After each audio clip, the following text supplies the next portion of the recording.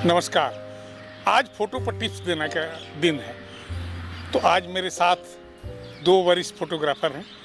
ये प्रभास राय हिंदुस्तान टाइम्स के लिए वर्षों से काम किए। खाली हिंदुस्तान टाइम्स नहीं, और भी तमाम किताबें इनके तो बहुत बढ़िया बुक भी है, और इंटरनेशनल मैगजीन, इस देश के दूसरे शहरों से छपने वाली पत्रिकाओं के लिए भी इन्होंने बहुत सीरियस फोटोग्राफी की है। दूसरा है विवेक निगम।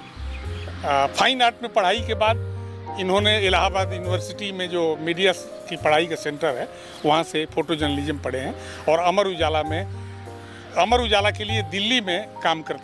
तो इन लोगों से हम बातचीत को शुरू करना चाहते हैं ये कि पहला कि जो हम रोज़ रोज़ तस्वीरें खींचते हैं और अखबारों को देते हैं, और जब कभी कंपटीशन की बात आती है फ़ोटो कंपटीशन की, तो हम देखते हैं कि हमारे पास तस्वीरों का अभाव दिखने लगता है। तो आखिर ये क्यों होता है, इसके सलूशन क्या होंगे, यही लोग बताएंगे। तो मेरा ये मानना है कि ये अगर माइंड में रहे फोटो जर्नलिस्ट के, तो इस कमी को वो पूरी कर सकता है। तो हम शुरू करते हैं विवेक निगम से ही, और ये अपनी तस्वीरों को सहेजते भी हैं।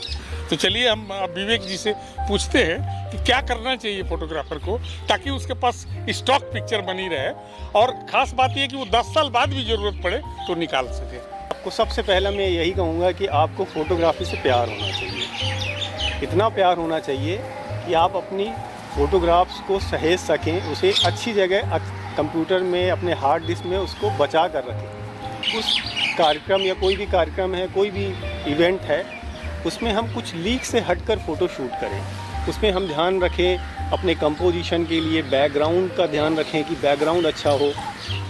किसी पर्टिकुलर पर्सनालिटी की अगर हम पिक्चर शूट करते हैं, कोई सेलिब्रिटी शूट करते हैं, तो वो भी पिक्चर के लिए हमें ध्यान देना चाहिए कि पीछे बैक साइड में कोई ऐसा बैनर तो नहीं आ रहा है जो बाद में हम कभी उस पिक्चर को 10 साल बाद यूज करें तो उस पिक्चर को ऐसा ना लगे कि वो 10 साल पुरानी पिक्चर है। उसमें ऐसा कुछ दिखना ही नहीं चाहिए, और उसको आप सही ढंग से आपने हार्ड डिस्क या कंप्यूटर में आपने बचा कर रखा हुआ है।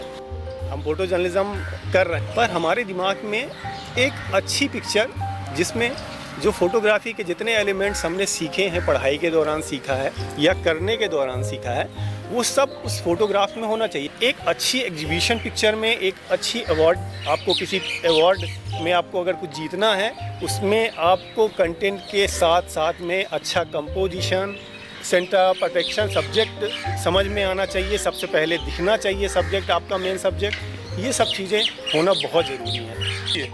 आज से 10 साल के बाद रिलेवेंट पिक्चर पूछने से नहीं रहती है, उसे कहना पड़ता है कि जो उस टाइम में मैंने इसे खींचा था। तो इसका क्या समाधान करें? लेकिन ईमानदारी से पूछा जाए तो तस्वीरें तो हैं, लेकिन उस तस्वीरों को और तो कोई देखा हो या ना हो, जिस फोटोग्राफर ने खींचा है, मैं अपने ऊपर रख के ही बात करता हूँ।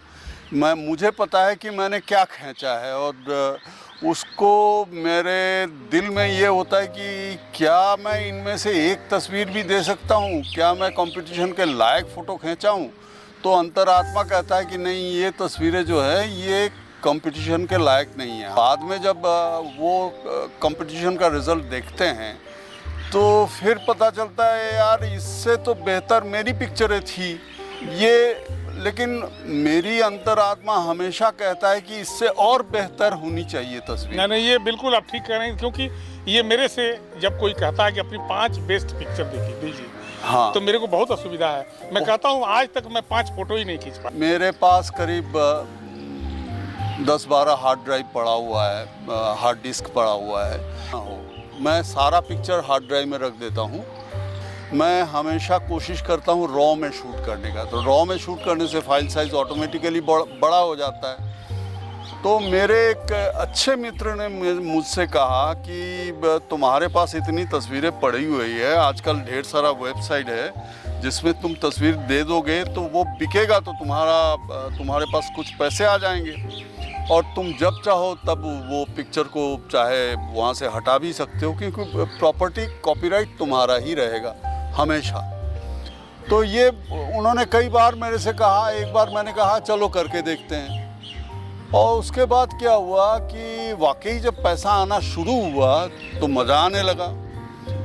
तो तो मेरे मित्र ने एक बात कहा था कि तुम्हारे नज़र में जो पिक्चर बिल्कुल घटिया है, बिल्कुल बेकार है, कोई काम का नहीं है, दुनिया में कोई नहीं कह सकता है कि किसी और को वो तस्वीर की ज़रूरत है या नहीं है। तो वो वहाँ मैं इस तरह का कई तस्वीरें डाला और जगदीश जी आप यकीन मानिए कि मैं ये सोच के डाला था कि चलो ये मेरा जगह भर रहा है कि नंबर ऑफ पिक्चर्स इतने हैं इनके फाइल में, और वो पिक्चरें बिकने लगी और एक बार नहीं कई बार बिक चुकी हैं। तस्वीर कोई ख़राब नहीं होता है या, लेकिन वही अंतरात्मा कहता है कि बाबू तुम अभी इस लायक नहीं हुए हो कि तुम कंपटीशन में पार्टिसिपेट करो। हमारे पास बहुत सारा फोटोग्राफ्स हो गया, अलग अलग इवेंट का, कई सालों के एक्सपीरियंस था हमारा, कई शूट हमने किया और बहुत सारी फ़ोटो इकट्ठी हो गई।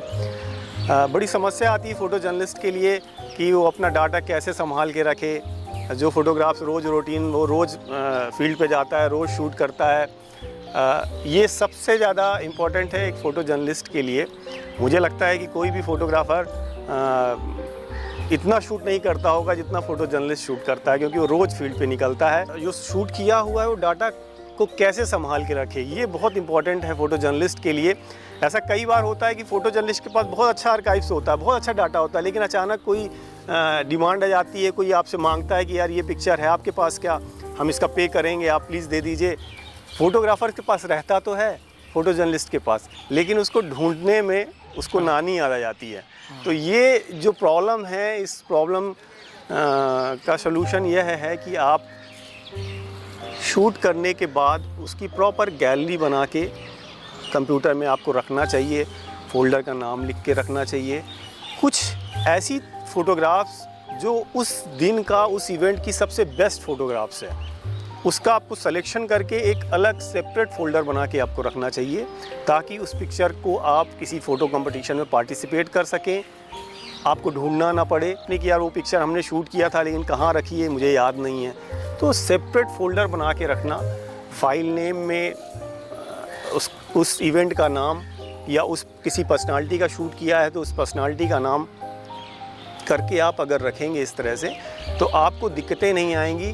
और मैं जानता हूं कि फ़ोटोग्राफ़र्स, फ़ोटो जर्नलिस्ट के पास टाइम बहुत कम होता है, बस कई बार वो पार्टिसिपेट करना चाहता है लेकिन नहीं कर पाता। उसका कारण ही यही है कि उस फ़ोटोग्राफ्स को ढूंढने में जो टाइम लगता है, उसकी वजह से कई बार वो फ़ोटो कंपटीशन और फ़ोटो एग्जीबिशन में पार्टिसिपेट नहीं कर पाता। तो ये ज़रूरी है कि हम इसके लिए एक आसान तरीका और मैं बता दूं कि आपको 3 कैटेगरी की पिक्चरें अपने पास ज़रूर संभाल के रखना चाहिए। पहली कैटेगरी जो एग्जीबिशन में पार्टिसिपेट की जा सके, जो फ़ोटो कंपटीशन में पार्टिसिपेट की जा सके, ऐसी पिक्चर को, जो नंबर 1 कैटेगरी की पिक्चर है, उसको संभाल के आप रखें। सेकंड कैटेगरी की पिक्चरें भी होती हैं जो फर्स्ट कैटेगरी की पिक्चर के साथ सपोर्टिंग का रोल, कभी कभी हम फ़ोटो स्टोरी की बात करते हैं, तो फ़ोटो स्टोरी में भी कई बार पंचिंग पिक्चरें होती हैं। जिसे अगर हम 12 फ़ोटोग्राफ्स, फ़ोटो स्टोरी में 12 फ़ोटोग्राफ्स होती हैं, तो उसमें 4 से 5 ऐसी फ़ोटोग्राफ्स होती हैं जो पंचिंग फ़ोटोग्राफ्स होती हैं। ये मैं बहुत सरल तरीके से आपको समझाने की कोशिश कर रहा हूँ। और जो सेकेंडरी पिक्चर होती हैं वो सपोर्टिंग पिक्चर होती हैं, जो पूरी स्टोरी को कनेक्ट करती हैं, तो वो पिक्चरें भी हमें संभाल के रखनी चाहिए। सेकेंड कैटेगरी की पिक्चरें भी कई बार किसी अदर मैगज़ीन के लिए, किसी ब्लॉग के लिए, कॉफ़ी टेबल बुक के लिए भी सेकेंड कैटेगरी की पिक्चरें यूज होती हैं, जो बहुत अच्छी पिक्चरें नहीं होती हैं, पर उनका वैल्यू होता है क्योंकि पर्टिकुलर स्टोरी उसी पिक्चर से कनेक्ट है, इसलिए वो पिक्चर की डिमांड होती है। और हम वो पिक्चर, जैसे सपोज़ हम सदर बाज़ार का भीड़ की पिक्चर हमें चाहिए, सदर बाज़ार पे अगर कोई लिख रहा है तो सदर बाज़ार की एक रेगुलर भीड़ की पिक्चर, क्राउड जो वहाँ पे होता है वो पिक्चर चाहिए। हो सकता है वो पिक्चर हम बहुत संभाल के ना रखें, लेकिन कभी कभी उस पिक्चर, क्योंकि डिमांड है कि सदर बाज़ार की पिक्चर चाहिए और भीड़ की पिक्चर चाहिए, तो वो पिक्चर इंपॉर्टेंट हो जाती है। इसलिए ऐसी पिक्चरों को भी संभाल के रखना है हमें। और एक थर्ड कैटेगरी की पिक्चरें हैं। थर्ड कैटेगरी मतलब तीसरी कैटेगरी की पिक्चर, जो उसको भी हमें संभाल के रखना चाहिए। वो भी एक तरह की फीचर पिक्चर होती है। जैसे हम इंडिया गेट पे जाते हैं और कुछ वेदर का शूट करते हैं, कुछ मूड शॉट शूट करते हैं, कभी कभी मैगज़ीन की डिमांड होती है कि हमें मूड शॉट की कुछ ऐसा रिलेशनशिप की पिक्चरें चाहिए, फादर और सन का मदर का, सन का, डॉटर का, फादर का, रिलेशन से संबंधित पिक्चरें होती हैं, ऐसी मैगज़ीन में पब्लिश होती हैं और इनके भी हमें पैसे मिल सकते हैं अगर आप इन पिक्चरों को संभाल के रख रहे हैं प्रॉपर गैलरी वाइज। मतलब उसका भी वैल्यू आपको समझना होगा कि फीचर पिक्चरों का भी आपकी फीचर पिक्चरें भी आपकी बिक सकती हैं। तो ये 3 कैटेगरी की पिक्चरें हैं जो संभाल के रखनी चाहिए आपको। बाकी इससे आपके लिए अच्छा होगा, आपका हार्ड ड्राइव फुल नहीं होगा, आपका कंप्यूटर फुल नहीं होगा। और कैटेगरी की पिक्चरें आप रख सकते हैं, लेकिन कई बार हमारे हार्ड ड्राइव पे ज़रूरत से ज़्यादा वो जगह ले लेती हैं और उसको संभाल के रखना हमारे लिए कठिन हो जाता है। तो ये 3 कैटेगरी की पिक्चर तो ज़रूर ही संभाल के आप रखें। Thank you. चलिए, ये बहुत बढ़िया विवेक निगम ने और प्रभास रॉय ने बताया हम लोगों को। और जो भी यंग फोटोग्राफर हैं, ख़ास तौर से जो शुरू किए हैं कुछ ही सालों से, उनके लिए बहुत काम की चीज़ है, वो ध्यान रखने की ज़रूरत है। दोस्तों, आज की टिप्स बस इतनी ही थी, इस उम्मीद के साथ कि अगर आपको कोई क्वेरी हो तो हमारे इस वीडियो चैनल के डिस्क्रिप्शन में नंबर दिया गया है, आप उसे व्हाट्सएप कर सकते हैं या उस पर भी आप कमेंट लिख सकते हैं ताकि हम आपको पुनः दोबारा से इस बात को बता सकें। आज बस इतना ही। धन्यवाद। नमस्कार।